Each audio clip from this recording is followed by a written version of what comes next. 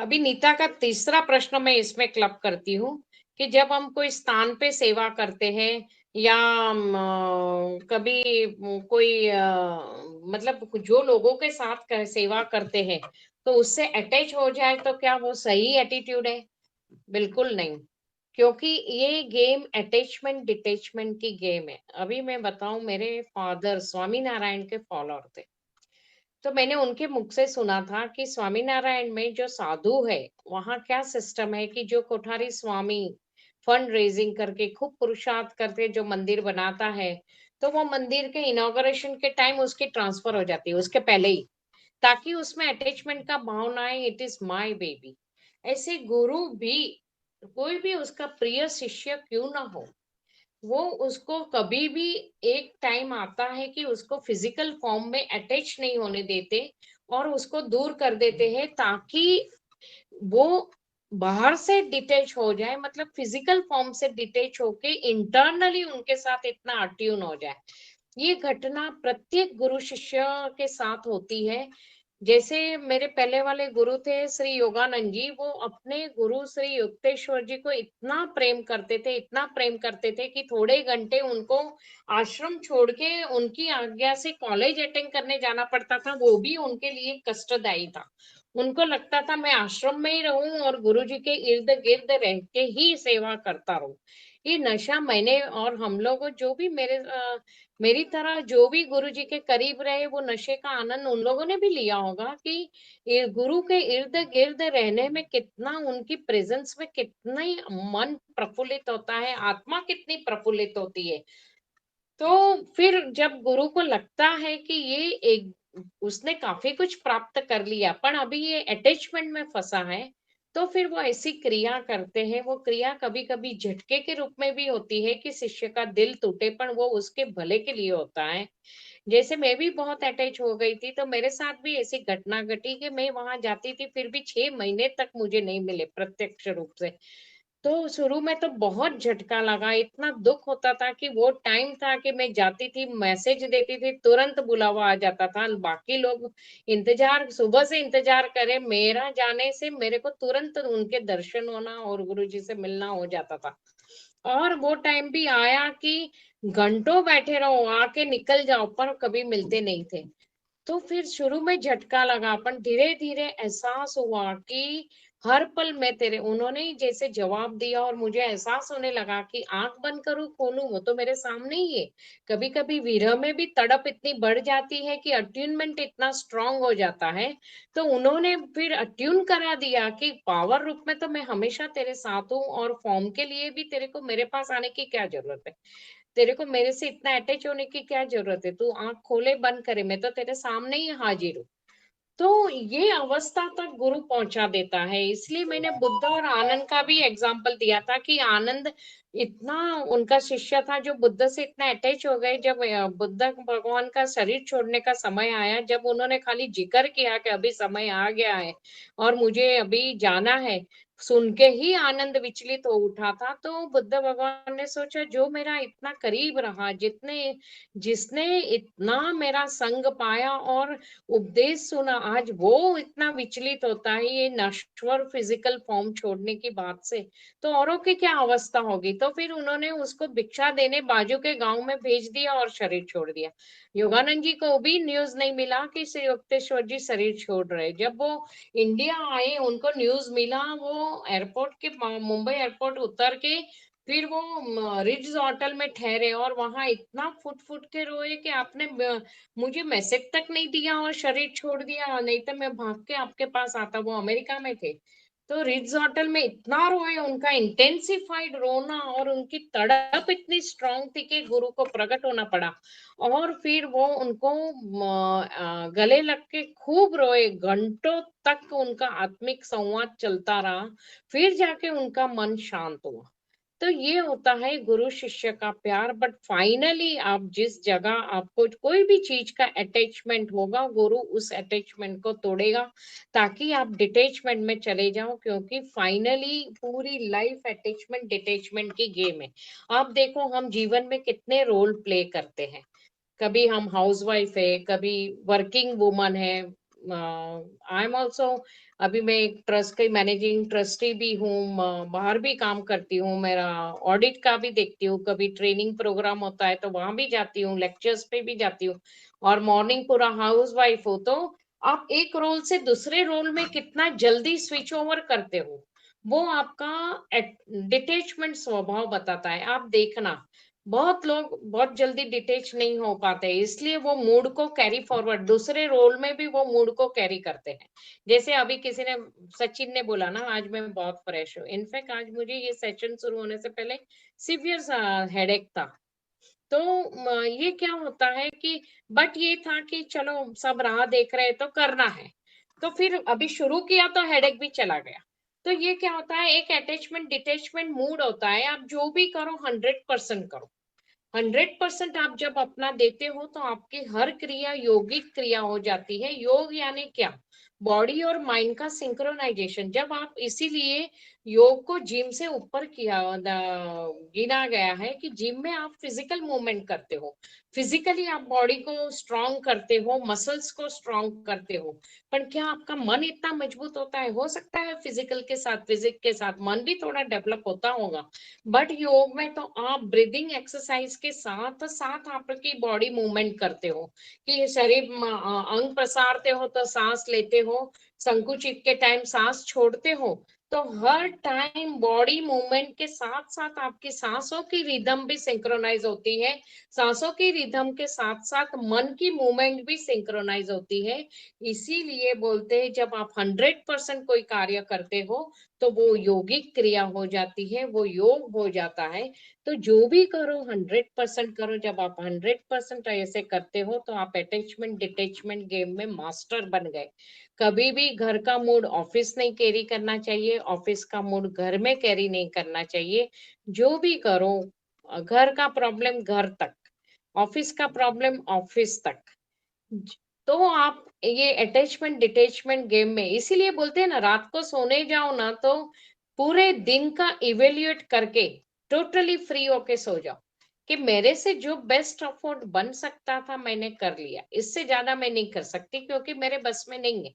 फिर आप totally detach होके सो जाओ। तो डीप स्लीप इज लाइक मृत्यु की अवस्था है, कि आप डीप स्लीप में जाते हो, आप वर्ल्ड से कट ऑफ हो जाते हो, आपको कोई चिंता नहीं, कुछ नहीं, तब जाके आप डीप स्लीप में जाते हो। तो कोशिश करो कि वो attachment detachment game during day and night cycle में आप उसकी प्रैक्टिस करो। तो आप प्रैक्टिस करोगे तो फिर आप परफेक्टली, मृत्यु आएगा तो उसको वेलकम कर पाओगे। जैसे स्टीव जॉब्स का मैं पढ़ रही थी, वो एप्पल के सीईओ रहे, तो उनको पेनक्रियास का कैंसर हुआ। जब उनको मालूम पड़ा कि ये कैंसर बढ़ता जा रहा है और एडवांस स्टेज पे जा रहा है, तो फाइनली उन्होंने सीईओ के रूप में रिजाइन कर दिया था। पर उन्होंने बोला, वो स्पिरिचुअल भी उनका डेवलपमेंट चालू हो गया था, तो उन्होंने कहीं पे अपने इंटरव्यू में बोला या कहीं लिखा था कि जब मुझे मृत्यु सामने दिखाई देने लगी कि मैं बहुत सारी चीजों से मुक्त हो गया, कि ये जगह worldly name fame, worldly status and उसके जो भी हम सूडो अभिमान करते थे, वो सारी चीज मेरे अंदर से निकल गई, कि ये तो सब छोड़ के जाना है। तो फाइनली क्या हुआ, डिटेचमेंट गेम हुई। तो ये मन को आप डेली याद क्यों नहीं कराते कि एक दिन मुझे ये सारा कुछ छोड़ के जाना है, तो मैं फिर लॉस और प्रॉफिट, प्रॉफिट का आनंद इतना क्यों कि हम वो उसमें भी विवेक बुद्धि गंवा दे, और लॉस का इतना भी गम क्यों कि कोई आत्महत्या तक पहुंच जाए। तो ये है तो सेवा करते करते गुरु भी आपको डिटेचमेंट अटैचमेंट गेम में ले जाएगा। तो फाइनली उसका रिप्लाई है कि कहीं पे भी अटैच नहीं होना है। गुरु फिजिकल फॉर्म का भी अटैचमेंट छुड़वा के इनर पावर का अट्यूनमेंट करा देता है, कि जो बाहर है वो ही अंदर है। तो फिर बोले मैं तेरे साथ पावर रूप में हूं, तो फिजिकल फॉर्म का भी अटैचमेंट क्यों? I think Neeta clear. Yes, एक क्वेश्चन उसमें ये था कि तो फिर हम जहाँ पे भी, जैसे मैं एक ही जगह पे जाके सेवा करती हूँ, तो मैं चेंज करती रहूँ क्या वो प्लेस? मतलब दूसरी जगह जाऊं या दूसरे आश्रम में जाके सेवा करूँ तो वो अटैचमेंट छूट जाता है? ऐसा कुछ नहीं है, वो आप अपने आप को इवेल्युएट करो कि कहीं ऐसा तो नहीं कि मैं यहाँ मतलब और जगह पे कभी करती हूँ तो मेरा मन उधर ही खींचता है, या मेरा मन सेटल नहीं हो रहा है, या क्या हो रहा है। पर एक बात बोलूं, गुरु इसमें क्या है, जगह से ज्यादा गुरु और शिष्य का रिश्ता कैसा है मालूम है? गुरु और शिष्य जब अट्यून हो जाते हैं ना, तो इंटरनली एक हो जाते हैं।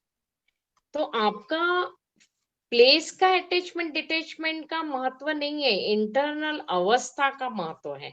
आप कोई भी जगह पे सेवा करो। पहले मैं गुरुजी के यहाँ सेवा करती थी, फिर उनके आश्रम में सेवा करती थी, फिर वो जहाँ बोलते थे वहां करती थी। आज वो सारी चीज छूट के मेरे घर पे कर रही हूँ। तो place is not important, what is important is your inner attunement. If it is stable, then wherever you are, it is justified. Okay Guru Maa, I correct. think it is clear because या आप कहीं पे भी जाओ, मुंबई रहो, बेंगलोर रहो, दिल्ली रहो, दुनिया के कोने में सेवा करो, या कोई एक ही जगह पे करो, वो इम्पोर्टेंट नहीं है। But you should be internally attuned with your guru, and that attunement remains stable irrespective of the place. जब आप उस अवस्था पे पहुंच गए हो, तो प्लेस का कभी भी आपको अटैचमेंट नहीं रहेगा। जहां गुरु बिठाएगा आप वहीं सेवा शुरू कर दोगे। इसलिए तो पहले के जमाने में यात्रा का इम्पोर्टेंस था कि साधु चलता भला। साधु कभी एक जगह पे रुकता नहीं था, वो तो चलता भला। ये प्रोवर्ब इसीलिए आया कि वो एक जगह से दूसरी जगह, क्योंकि वो इंटरनली फकीर ही रहता है, उसको कोई महत्व नहीं रहता। अभी ये अटैचमेंट डिटैचमेंट में मैं आपको एक अच्छा एग्जांपल देती हूँ। एक राजा था, वो हर रोज रात को नगर जब पूरा सो जाता था अपना राज्य, तो वो घूमने निकलता था देखने के लिए कोई दुखी तो नहीं है ऐसा। तो ऐसे जब उसने रात्रिचर्या शुरू की, तो उसने देखा कि एक बहुत ही खूबसूरत युवक एक पेड़ के नीचे खड़ा रहता है और मस्त अपनी में मस्ती में मस्त रहता है। तो राजा ने उसको पूछा, उसके पास गए और बोले कि आप क्यों जाग रहे हो? तो बोले और बोले आप यहाँ क्यों खड़े हो, खाली हाथ खड़े हो? तो वो हंसा, बोले मैं खाली हाथ नहीं खड़ा हूँ, मेरे पास तो भरपूर खजाना है। तो पहले तो राजा को समझ में नहीं आया, पर रोज रोज उससे बात करने लगा, उसको भी, राजा को भी बहुत अच्छा लगने लगा। तो उसको फिर समझ में आया उसका खजाना है शांति, चेतना, सुकून और करुणा, दया, ये सब उसका खजाना है। तो फिर राजा उसको बहुत आदर भाव से देखने लगा कि ये तो गुरु रूप है और बड़े संत महात्मा लगते हैं, यंग एज में उन्होंने प्राप्ति की है। तो फिर राजा पूरे दिन अपना राज्यकार में कारभार में मस्त रहता, फिर भी इंटरनली तो वो उसको, युवक को याद करता रहता कि कब रात हो और कब मैं जाके उसको मिलूं, उसके साथ संवाद करूं, मुझे बहुत अच्छा लगता है। ऐसे बहुत टाइम बीत गया। फिर राजा ने एक दिन सोचा, उसने वो युवक को कहा कि मैं अहरनिश, मतलब हर पल आपको याद करता रहता हूँ, भले मैं दिन भर मेरा राज्य कारभार में बिजी रहता हूँ, तो क्या कृपा करके आप मेरे महल में पधारोगे? और राजा ने मन में सोचा था ये तो संत फकीर टाइप है, वो क्यों महल में आएगा, वो मना कर देगा। तो उसने खुशी खुशी बोला, आप प्रेम से इनवाइट कर रहे हो, मैं जरूर आऊंगा। तो उधर ही राजा चौंक गया, अरे बोले मैं कहीं वो इंसान तो पहचानने में गलती तो नहीं कर रहा हूँ? फिर भी चुप रहा कि निमंत्रण दे दिया तो ले जाना पड़ेगा। तो फिर वो महल में लाए, और फिर महल में जो मेहमान का श्रेष्ठतम कक्ष उसने उन्होंने सजाया था, वहीं बोले कि मैं ये कक्ष आपको रहने के लिए दे रहा हूँ। युवक ने खुशी खुशी उसको स्वीकार किया। फिर वो थोड़े राजा के साथ उसने रात्रि भोजन का भी आनंद लिया। अभी राजा को डाउट होने लगा कि जरूर मैंने इस व्यक्ति को पहचानने में बहुत बड़ी गलती की है, ये कोई संत फकीर नहीं है, खाली मेरे को इम्प्रेस करके मेरे पास उसने ये महल में मेरे साथ आ गया। अभी राजा पछताने लगा, ऐसे करते करते अभी क्या करे, आमंत्रण दिया तो फिर मना भी तो अपमान भी नहीं कर सकते। 7 दिन बहुत आओ भगत की, अभी राजा से रहा नहीं गया। 7वें दिन उसने कहा, मैं आपको एक प्रश्न पूछूं? युवक मुस्कुराया, बोले ये प्रश्न तो आपको पहले दिन से आ रहा है, आपको पहले ही दिन पूछना चाहिए था, अभी 7 दिन इंतजार क्यों किया? तो फिर राजा ने बोला कि मेरे में और आप में क्या फर्क है? मैं भी तो शहंशाह हूँ, सम्राट हूँ और राजसी ठाट से रह रहा हूँ। आप भी राजसी ठाट से रह रहे हो। आप भी राजसी भोजन एंजॉय कर रहे हो और मैं भी एंजॉय कर रहा हूँ। तो आप में और मेरे में क्या फर्क है? तो उस युवक ने जवाब दिया, दूसरे दिन सुबह मैं उसका उत्तर दूंगा। मैं आपके साथ घोड़े पे चलता हूँ। दोनों घोड़े पे सुबह चले। चलते चलते चलते गए, चलते गए, चलते गए। फिर एक नदी आई। राजा बोला अभी तो रुकना पड़ेगा। बोले क्यों? तो बोले ये नदी पे, ये नदी है, बाउंड्री है, यहाँ पे मेरी राज्य की सीमा खत्म हो रही है, इसके आगे मैं राजा नहीं रहूंगा। तो मैं ये सीमा कैसे क्रॉस करूं? तो वो युवक घोड़े से उतर गया। बोले मैं तो आगे जाता हूँ, आप ये घोड़ा लेके वापस जा सकते हो। तो राजा बोला ऐसा क्यों? तो बोले मैं यह राज्य में भी सामान्य नागरिक था, आगे जाऊंगा तो भी सामान्य नागरिक रहूंगा। आपको मेरे साथ चलना है तो आप चलिए, नहीं तो आप अपने हिसाब से डिसीजन लीजिए। तो राजा लौट गया। तो ये फर्क था कि वो राज्य की सीमा में बंधा हुआ था कि मैं राजा हूं। तो आप देखना अक्सर लोग अपने कंफर्ट जोन को छोड़ नहीं पाते, इन द सेंस जहां उनको मान पान सम्मान। यहाँ नीता का उत्तर है प्लेस का अटैचमेंट।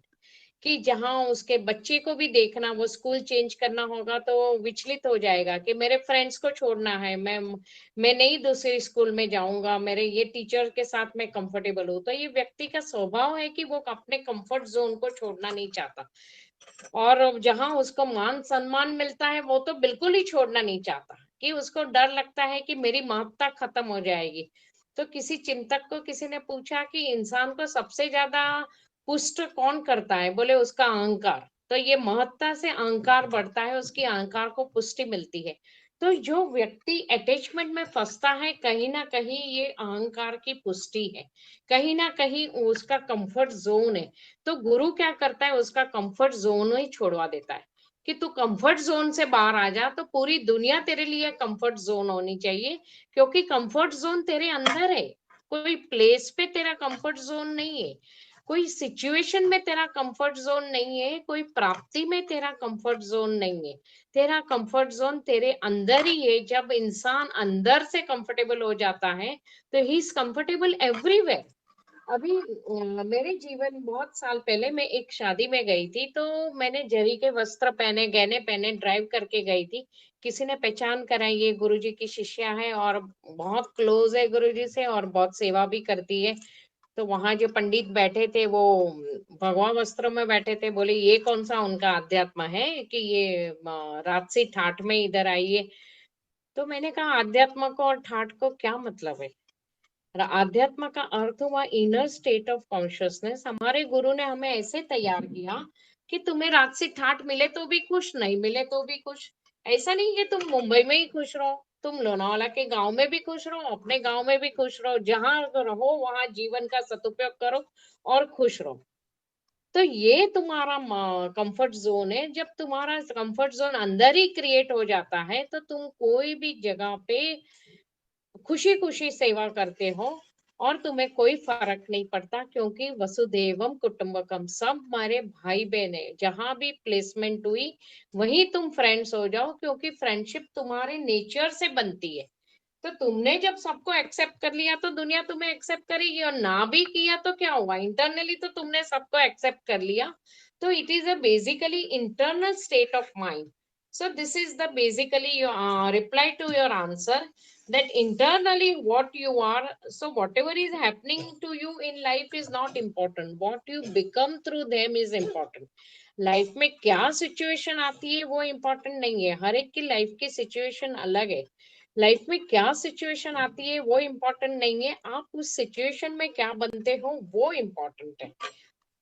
चलो अभी डॉक्टर साहब कुछ एनलाइटन करेंगे।